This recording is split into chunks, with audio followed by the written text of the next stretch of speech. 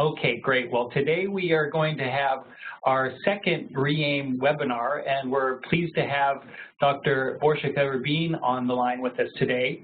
And she is going to give us a talk on dissemination and implementation models, and really about a new tool that she and her colleagues at the Department of Family Medicine and Colorado Health Outcomes Program. Wow, I said that wrong. But anyway, at the University of Colorado with the School of Medicine, and we're really excited to have Borshika do this, and I will turn the time over to you, Borshika, to get started. Thank you, Paul. I hope everyone can hear me well. This is a great pleasure and honor to speak on this webinar series and be the second speaker.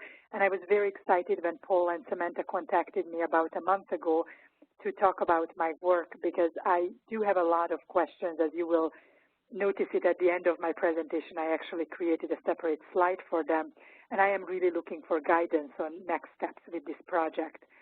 As Paul mentioned, the focus of this presentation will be dissemination and implementation models, and I'm going to talk a little bit about the purpose and helpfulness of these models in general in research, but then I also will share this new tool. It's a website, it's an interactive website that we created, and we hope that it's going to be a helpful resource for the dissemination and implementation research community and practice community.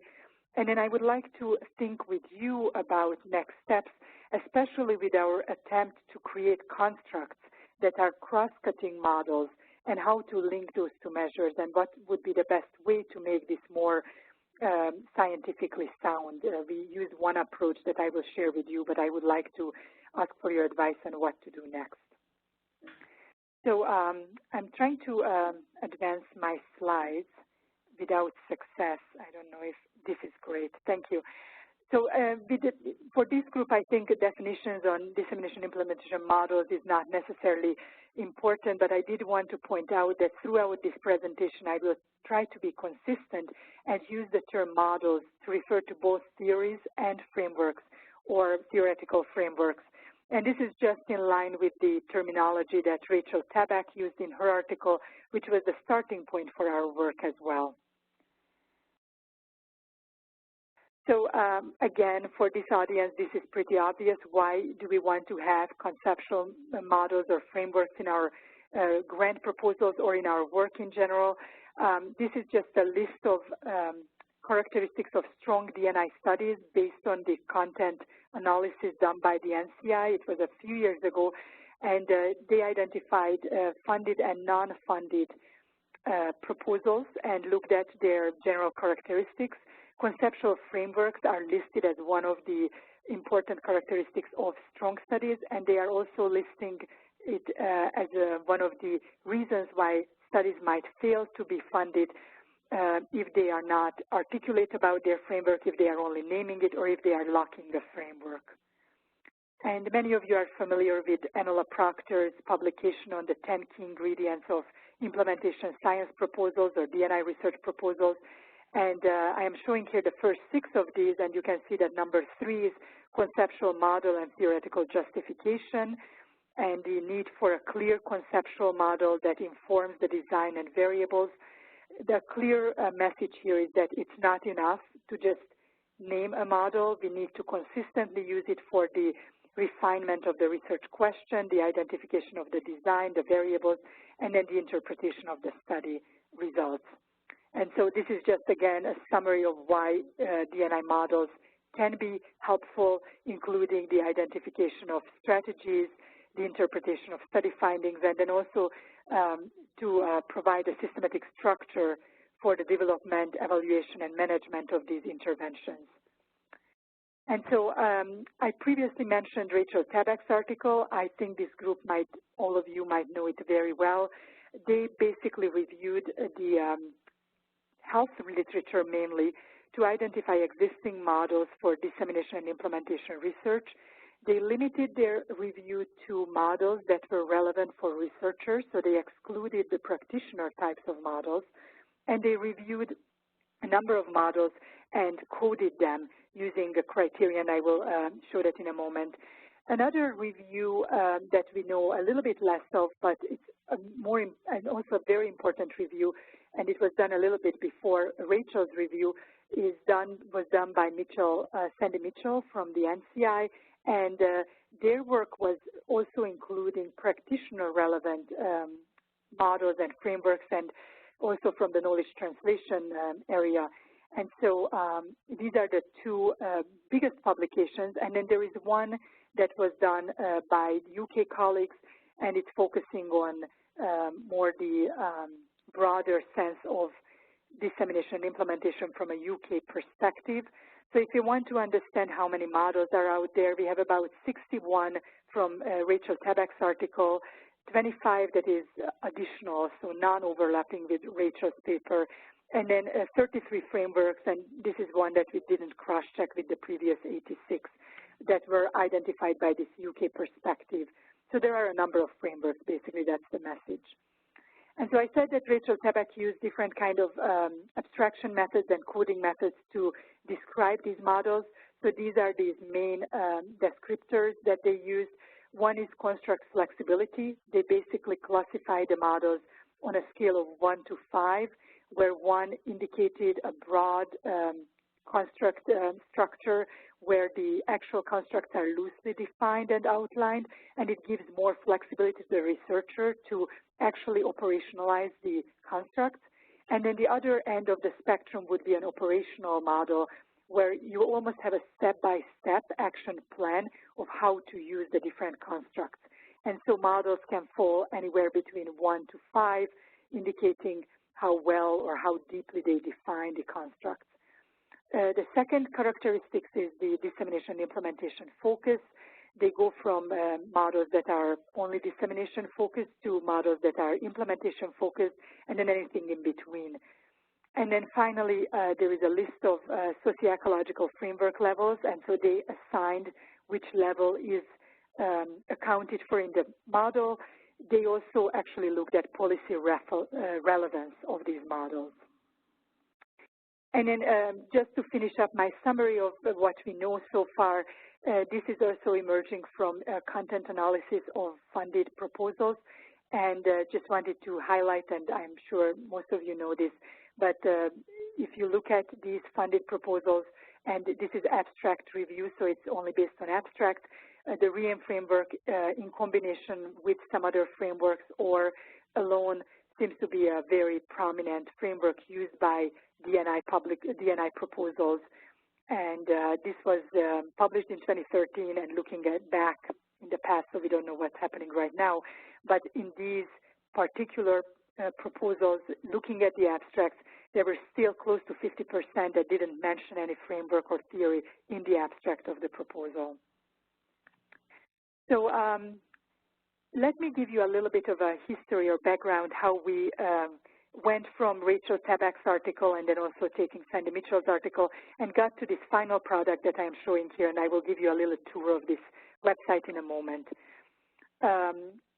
In 2013, if I remember correctly, yes, fall 2013, we had an NIH DNI conference. It was these unusual types of conferences where we had small groups of people invited around 3 topic areas. And I was involved with the topic area of measurement and reporting. And during this meeting, it became clear that if we want to improve measurement around dissemination and implementation constructs, we need to be better about identifying existing models and linking their constructs to the existing measures and look at what constructs will not have measures. And so we thought about Rachel Tabak's article, which was a great starting point, and then also thought about how we could take this to the next level. We also had some funding left from the Center of Excellence in Cancer Communication Research at Kaiser, and so the result of this thinking and some work, about a year and a half of work, is this website. So we started off by using Rachel Tabak's article and Sandy Mitchell's article and try to create a more interactive website that also includes the concept of measurement and constructs, which the Tabak article did not include. So I'm going to make an attempt here of either clicking or no, I'm going to actually go out here and pull up the website and show you what this website is about. So this website came live last week. Last Thursday we launched it, and some of you might have already received emails about it. What it does, it has 4 main components. The select portion will give you a list of existing DNI models. We have 85 models currently, 87 models currently in this website. And so the first look would be that you can compare these models using the criteria that Rachel Tabak used. And we actually coded the models that were not included in her article using the same approach. And so you could compare these models across the various variables. It also has the field of origin, how many times the model was cited using Google Scholar, and then eventually, hopefully, we will have ratings for these models from users. If you want to have a little bit more detail, I am actually going to be purposefully showing you the REAIM framework. You get a little bit more information about each of these models, and REAIM framework is right here. So you click on the description, and you can see that the REAIM framework, based on the rating by Rachel and group, was classified as a model that has equal dissemination and implementation emphasis. The construct flexibility is 4, so I just want to remind you that it means that it's closer to the more operationalized types of models. So it seems like they think that the constructs are given fairly clear definition and operationalization instructions, which is true because there are some specific measures or at least measurement ideas linked to reach, adoption, implementation, etc. They felt that individual, organizational, and community levels are the levels that are relevant to the model. The field of origin is public health. The constructs, this is the addition that I will describe to you that we made, are the constructs described here. And you might be surprised with the innovation characteristics instead of effectiveness, but once I describe how we came up with the final construct list, it will all make sense. It was cited 728 times based on Google Scholar and based on the main publication, which is listed as this 1999 American Journal of Public Health publication. And then there are some example publications that show how this model was used in different areas. And then finally, no ratings yet. So if you are going to contribute to this website, please go in. You do have to log in. It's a very quick login process. You can see it in the site here. And then you can provide reviews and star-based ratings for this framework. And again, please stop me if you feel that you have questions. Going back to the homepage, the next section is talking about how to adapt a model to your own study. This is all based on the Tabak article's recommendations. We hope to expand this over time. So if you have suggestions, what else could be included here, please go ahead and let us know. I also wanted to show you the next section, which is the integrate section. It's very similar. Again, this is meant to provide people with ideas how to actually integrate the model throughout the process instead of just mentioning it in the initial section of the proposal.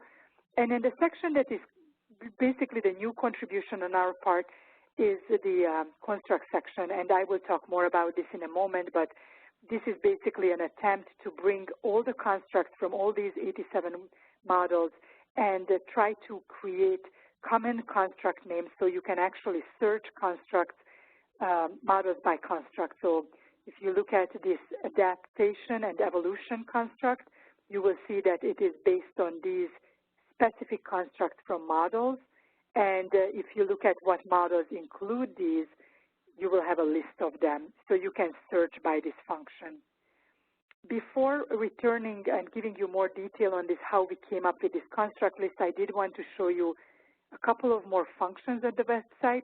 One is the search function, where you can actually search by these different characteristics, including the construct, and then get a list of models that would meet this criteria. You can also use a search term. We also have a glossary section where the different terms used throughout the website are included and cited, and then a tutorial to help you figure out how to use this website. If you see models, you will see, I'm sure, that are not included here, you can fill out this form and send it to us, and then we will be able to contact you and figure out how we could get this added to the website. And then under the resources section, we provided some seminal publications. We also described some relevant websites. And in the About Us section, actually you can learn about the method that we used to come up with the content of the website. So let me go back to my presentation slides and tell you a little bit more about this measure construct section, which is, again, my pet section, and I would like to go and expand this. So as you can see, under this section, you have a name of a construct, the definition of that construct, and then how many models will include that construct, and finally, whether there are measures linked to this construct. And what we are doing right now is we are linking out to the Grid-Enabled Measures database, the DNI section. Eventually, we would like to include the CIRC, the Seattle Group's measures, and then I am looking out to you for other recommendations where we could link to measures. We didn't want to add additional measures here since there are other repositories already. And moving to the next place, this is just a detailed construct page, so you can again access the detailed construct page, and it would have information about the different elements that went into the construct. It also has, which you don't see here, the list of models, and again the linkage to the measures, or the measures, I'm sorry. So moving on, let me describe how we came up with this construct list that you saw there. So I'm talking about 86 models, not 87, I'm sorry. 86 models that emerged from the two systematic reviews. There was some overlap, and there were some models that were called in different ways across the two reviews. We took these models, and each model was coded by the TABEC criteria if it was not from the original review, and we added references and example citations. We also abstracted the constructs from each model and the subconstructs. And so from the 86 models, we came up with a total of 972 constructs and subconstructs. We had to somehow come up with a terminology that will not be confusing, and I don't know if we were successful, but we are calling these elements. So these are basically constructs and subconstructs that emerged from these 86 models. We merged this list, and we found some duplicates, and 56 was eventually decided that it was not really a construct. And then we tried to organize these elements under a larger group of, or a larger bucket, which we now call constructs on this website. So this is kind of the tricky piece where we start with the models, we identify their elements, and then we try to create constructs that are cross-cutting and that can classify these 972 elements, which would be too many to list. And so based on a process where initially we used very natural emerging groups, names that are similar, adoption, adopting, those are terms that are very close to each other, so that was an easy one to merge. For additional items, we actually went through a process where I went through the list once, and then I had 3 other rounds where colleagues went through the list and looked at other emerging construct groups or recategorization of elements. And so we ended up with a total of 44 constructs that are listed on the website. And here you can see these, and also how many of elements are included in each. So for example, for the notion of adoption, there are 22 different elements included. For dose, there is only 1, and a drop means that these are the 56 that after reviewing it multiple times, we decided that they were not really large enough to be considered an element. And then this is just, again, going back to what went into adoption. So for example, adoption comes out of the elements of adopt, adopting, adoption, adoption system, adoption, implementation, and institutionalization, which was split. So this would show up again under implementation and maintenance as well. Exploration and adoption, commitment, decide or adapt or adopt or reject. So these are all terms that were used specifically in the various models, and we ended up dumping them under adoption. And so we provided a definition as well here. So this is all I had in terms of presenting to you. I do have a number of questions, but I first wanted to obviously have your questions and let Paul, moderate this. But I do have specific questions for what next and what do you think? All right, thanks a lot, Borshika. That was excellent. And I don't know if others did the same as me, but I couldn't help but go to the website and play along as you were walking through the different elements there. So at this point, we'll just open the floor up to questions. And I think that, why don't we go ahead and have us all look at the questions that Borshika already has on the list for us and see if we have any comments from folks.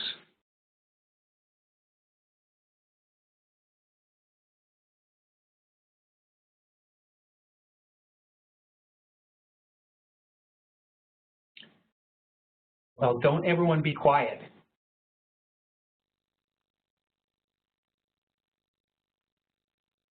Okay, if no one wants to jump in and answer the questions that Borshika had, how about if we have questions for her?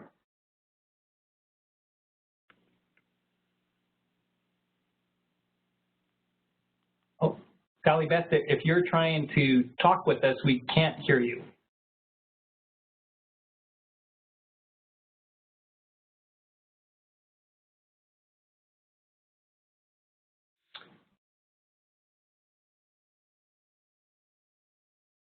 Okay, Borshika, I'll start. So in terms of the constructs piece where you have, I think, what did you say, it ended up being 44 different constructs that yes.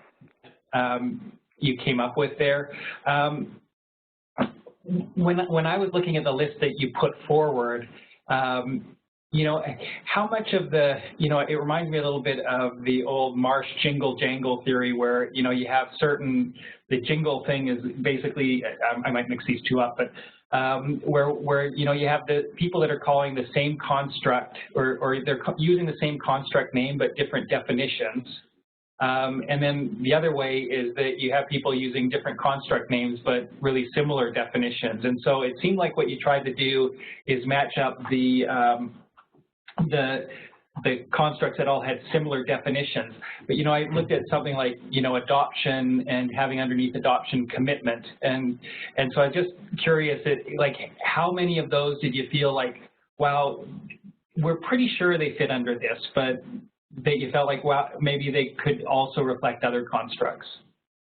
Yeah, that's an excellent question. I think this is the main struggle, and that's basically my main question to this group is there a more objective way of doing this? We did abstract, besides just the names of the constructs and subconstructs, definitions whenever it was available in the articles that published on the model. And so we tried to use those definitions to guide our decisions. So whenever it seemed to be, you know, with adopt and adopting, there is not too much question whether it would go under adoption very easily. But when you look at commitment, you're looking at the definition they used and whether it fits with the definition that we propose in for the main group or the main construct. That's the direction we try to go. It is subjective, and it, you know, as much as we went through 3 rounds of, you know, classifying and looking at it, it is still tricky. And so, you know, I think it's good for a website, but I don't know, as I'm thinking about the publication, I think the method that we use might not be strong enough to publish this. And so I'm thinking about what is the next step. Well, it seemed to me like, you know, I liked the process by which you grouped the different constructs together. By definition, that you had different folks doing it and going through a number of rounds. And, you know, I think that's pretty defensible. It's just going to be interesting when, in particular, it starts going to the operationalizing of this, where you have, you know, a specific construct that has maybe 5 or 6 related, or, you know, what in essence you're almost considering synonymous, but you know, different people are going to have different measures for those. And maybe I'll just get to an easier question and talk a little bit about how many of these constructs actually have measures. You know, you can kind of see it a little bit on the website, but yep. And how many are just absent measures altogether? Yeah, so I did count it on the website yesterday because I had to do that to know. We have 13 of the constructs that had some sort of DNI measure in the DNI gem. So that's kind of a limited way of thinking about this because we know that gem DNI is not like extremely well used. We would like it to be well used, but that's kind of where we found. We didn't want to just link specifically to measures that are published because then it's hard because you don't have the unified description of the measures. Right. So we were trying to just build on existing repositories of measures, but only 13 had one or two different. So as you mentioned, there might be, multiple measures. So if you look back here on the website, you look at acceptability and feasibility, you have two different links to GEM-DNI because it's kind of two different constructs there. Okay. All right, thank you. I'm going to give way to somebody else who might have a question. Dr. Glasgow, did I see your hand raised there? Always. Oh, he's still on mute. Actually, you didn't, Paul. Since I'm pretty familiar with this, I'd prefer to really hear from other people and things. I've been through, a round or two of this with Borsika, and I'd love to hear from others what their reaction is and thoughts and advice for us. Hi, everyone. It's Samantha. Can you hear me? Yep. Yes. Okay, great. I think this piggybacks off of what Paul was saying about the construct table as well, and I think I kind of get what went on, but I'm wondering, what's the difference between compatibility, acceptability, and fit? And so, kind of how did those end up in separate constructs rather than combined down? And is that a potential next piece of the process so that the numbers kind of go up for each of those constructs as well?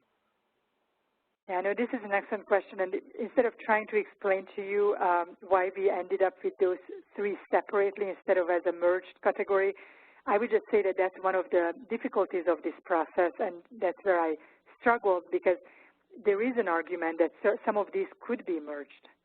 And for example, when we split the context to inner and outer setting, there were so many of those elements, if you can see across the three groups, context, context inner setting, and context outer setting.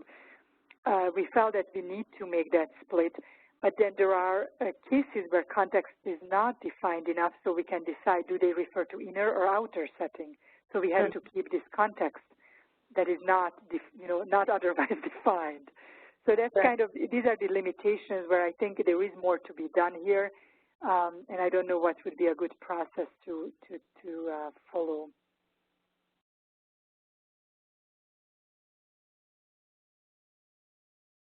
Thank you.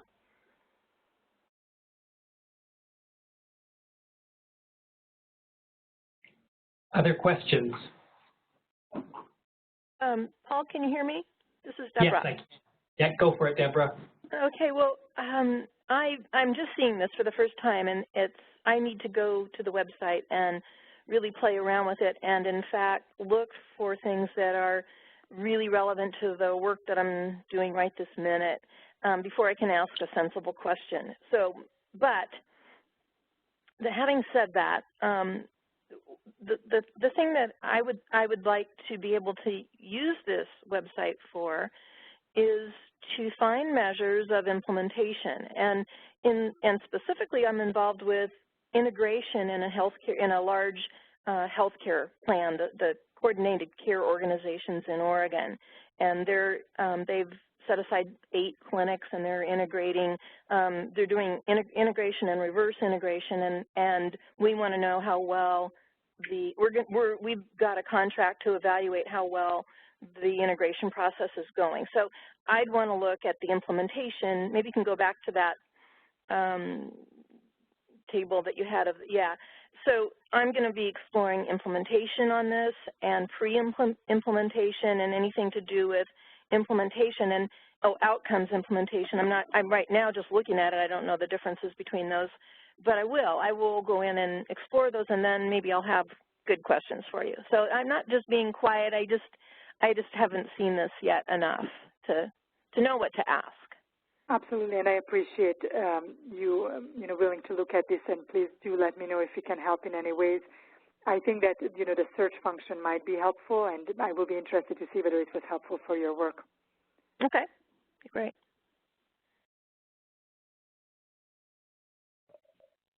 So Borsika, I'll ask another question too. When I was looking through on the homepage, I guess when you go to select and you look at all DNI models, I was interested in the fact that community-based participatory research is listed as a model. And did you guys distinguish between a research approach versus, you know, I think you initially had model framework or theories and frameworks in your presentation, and you were talking about them all as models. CBPR, you know, I almost see more as a research approach rather than either a theory or a framework. This is an excellent question, Paul. I will kind of blame it on Rachel Tabak, if I may, because she's not on the call. It's so easy. But I think that what they were trying to do, and if you look at the original review, I was also, that was one of the ones. I don't know if I'm looking at the list, you know, I don't think there was any other that felt this much out there. But they felt that it is providing some sort of framework of approaching a research problem. And so they did feel that it qualified as a theory or framework, and we did not have to go through the pain of coding that particular one, but we did have to abstract specific constructs. And if you look at what constructs we came up with, these are the constructs that seem to emerge from that framework, if we can call it that way. So adaptation and evolution, context, outer setting, engagement, evaluation, stakeholders, and strategies. So this is one piece where we did build on existing work, and I do agree with you, that would not be one that I include as, or think of it as a model, but they thought it was one. Thank you. All right, any final burning questions for Vorshika?